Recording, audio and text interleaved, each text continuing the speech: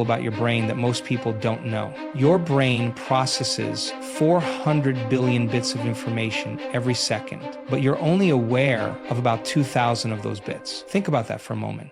Right now, in this exact moment, you're receiving a message from the universe. Yes, you. The fact that you're here, listening to these words, isn't just a coincidence. It's a sign that you're ready to break free from the chains of your past, ready to step into the unknown, and ready to trust in something greater than yourself. Let me tell you a story. Years ago, I worked with a woman who had everything society told her she should want: the career, the house, the relationship, yet she felt empty inside. She was doing everything right according to her logical mind, following every rule she'd been taught, but something was missing. She was trapped in what I call the known, that comfortable, predictable space where we think we're safe, but we're actually just stuck. The quantum field, that invisible realm of infinite possibilities, was waiting for her, just like it's waiting for you right now. But here's the thing. You can't access it while holding on to your old self. You can't step into the new while clutching the familiar.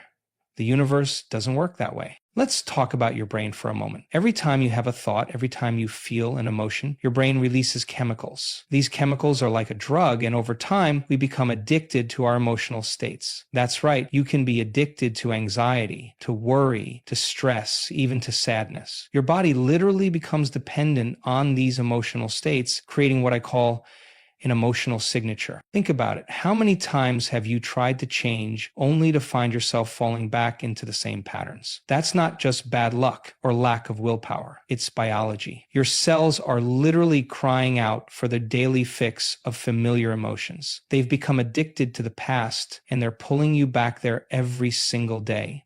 But here's the fascinating part. Your brain is continuously changing. Every thought you think, every emotion you feel is literally reshaping your neural networks. Scientists call this neuroplasticity, but I call it the biology of transformation. When you understand this, you realize that staying stuck isn't your destiny. It's just a habit. A habit that can be broken. Most people don't know this, but your body doesn't know the difference between an actual experience and one you're vividly imagining. When you remember a past event, your body produces the same chemicals as if that event were happening right now. This is why letting go is so crucial, because every time you revisit past hurts, past failures, past disappointments, you're literally programming your cells to recreate those experiences.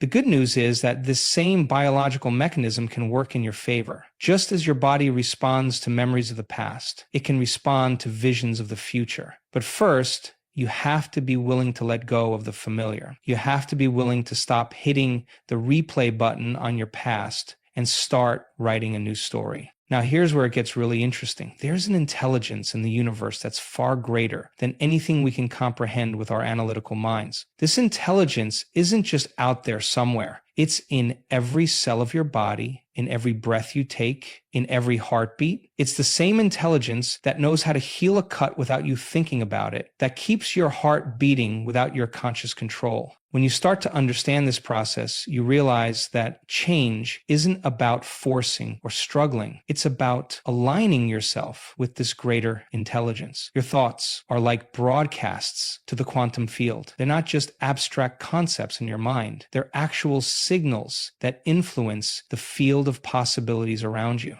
Think of it like this. Every morning when you wake up, you have a choice. You can tune in to the same old station, the one playing your familiar thoughts and emotions, or you can tune into something new. The quantum field is like an infinite radio station, playing endless possibilities. But here's the key. You can't receive the new while you're tuned to the old frequency.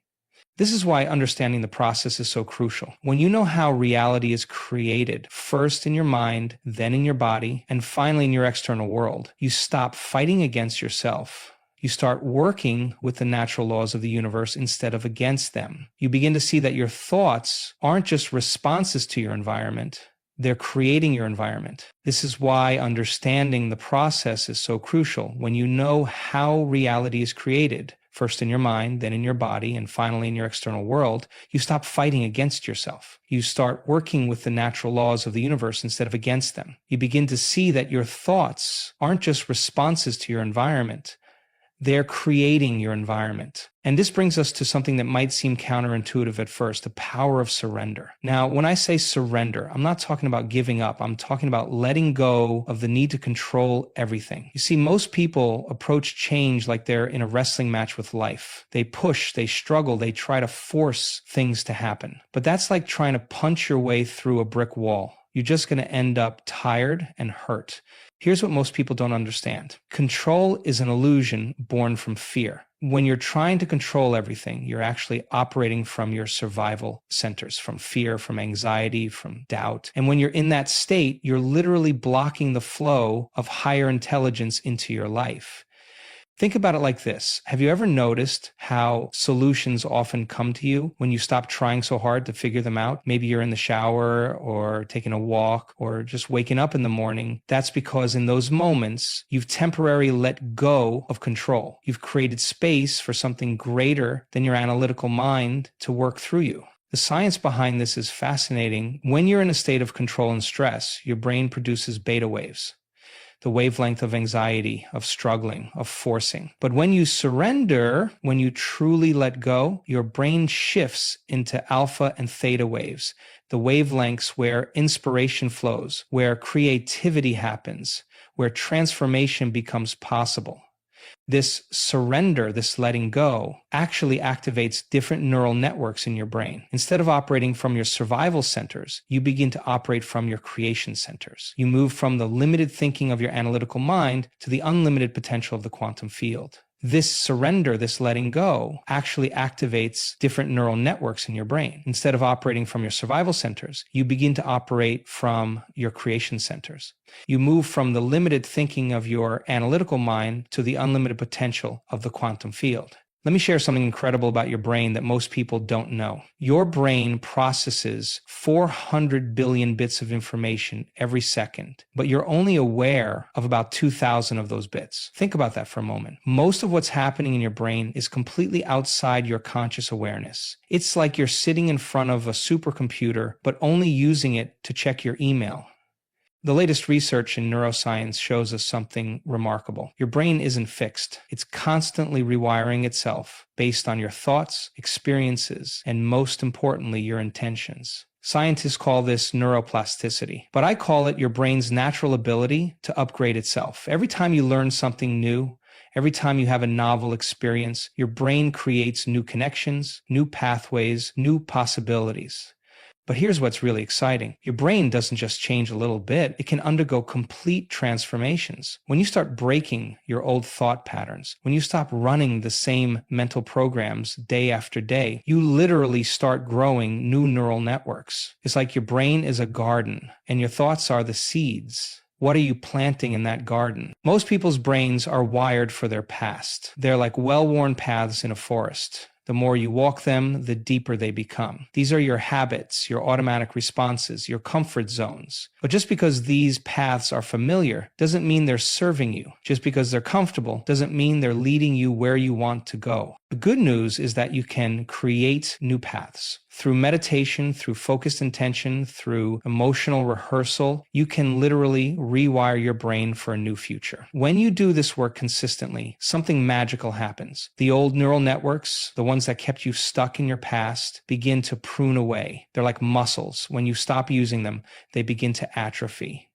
At the same time, the new networks you're building become stronger. Every time you choose a new thought, every time you practice a new emotional state, you're strengthening these new pathways. You're literally upgrading your brain's hardware through the power of your attention and intention.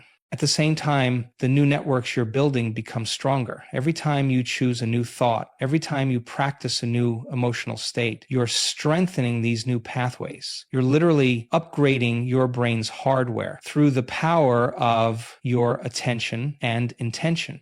Now, let's talk about something that science is just beginning to understand, the incredible power of your heart. Most people think the heart is just a pump, but it's actually much more than that. Your heart has its own brain with about 400 neurons. It's capable of learning, remembering, and making decisions independent of your brain. In fact, your heart sends more signals to your brain than your brain sends to your heart.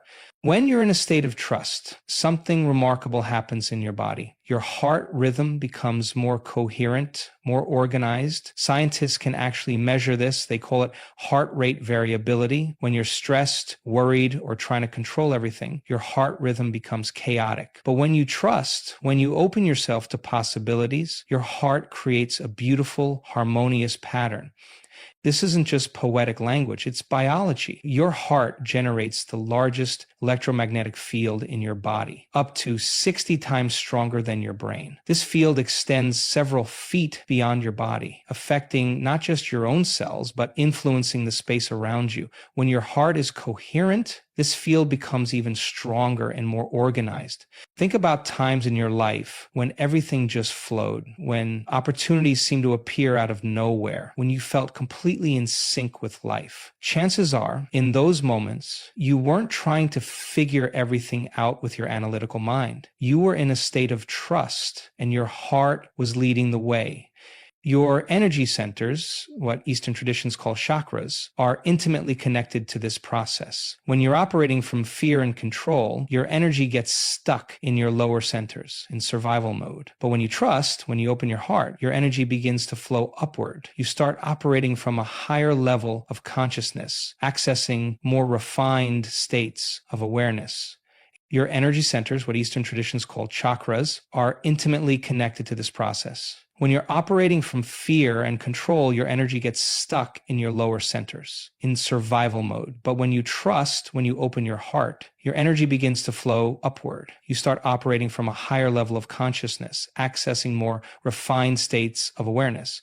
So how do we put all of this into practice? Let me share with you the morning routine that has transformed thousands of lives. It starts before you even open your eyes. When you first wake up, your brain is still in theta waves, the same state you're in during meditation. This is your most programmable time, when the gateway between your conscious and subconscious mind is wide open. Instead of immediately checking your phone or jumping out of bed, take 15 minutes for yourself. Sit up straight, close your eyes, and place your attention on your heart. Take 3 slow, deep breaths, breathing into your heart space. As you do this, generate a feeling of gratitude or appreciation. It doesn't matter what you're grateful for, just create that feeling and anchor it in your body.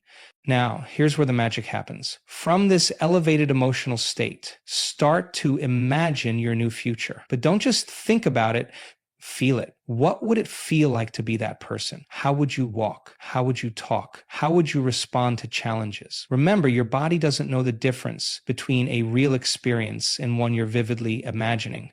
Throughout your day, practice what I call energy awareness. Notice when you slip into old emotional patterns. Maybe you feel anxiety rising, or anger, or fear. Don't judge these feelings, just observe them. Then, consciously choose to shift your energy. You can do this through your breath, through movement, through changing your posture, or simply by placing your attention on your heart.